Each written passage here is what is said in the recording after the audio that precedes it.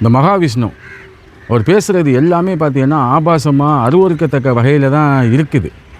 அதாவது ஒரு ஆன்மீகங்கிற பேரில் என்னத்தன்னா முழுக்க முழுக்க செக்ஸு தான் பேசி வச்சுருக்காரு.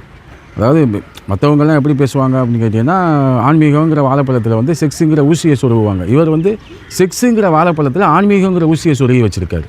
இவர் வந்து நாட்டை காப்பாற்ற வந்தவர், உலகத்தை ரட்சிக்க வந்தவர் அப்படிங்கிற மாதிரிலாம் அவங்க பேசுகிறாங்களா இல்லையா, அவருக்கு முட்டு கொடுக்குற ஒரு குரூப்பு. அவங்கெல்லாம் என்ன பண்ணிக்கிட்டே இந்த மாதிரி பேச்சையெல்லாம் நடுநாயகமாக வீட்டில் டிவிலையோ எதுலேயோ போட்டு விட்டுட்டு அவங்க வீட்டில் இருக்க பொம்பளையெல்லாம் வச்சு கேட்கணும். ஒரு தடவை எல்லாரையும் கேட்க வைக்கணும். இது மாதிரி பாரு, நம்ம சாமியார் எவ்வளோ அழகாக கரெக்டாக எவ்வளோ விஷயம் பேசுகிறாரு, இதை நீங்கள் எல்லாம் கேளுங்க, கேட்டுட்டு அவரை ஃபாலோ பண்ணிக்கோங்க, அவர் பின்னாடி போங்கன்னு சொல்லணும். முதல்ல நீங்கள் கேட்டுட்டு வந்து அதுக்கப்புறம் வந்து அவருக்கு எதிராக பேசுகிறவங்க மேலே முட்டு பாயணும். அதை விட்டு எடுத்து எடுப்பில் அவர் எப்படி ஆள், இவன் என்னத்தை பேசுகிறது, இவன் இதெல்லாம் பேசுகிறான் அப்படின்னு கேட்கக்கூடாது. முதல்ல நீங்கள் உங்கள் குடும்பத்தில் இருக்க ஆளுகளை கேட்க வைங்க.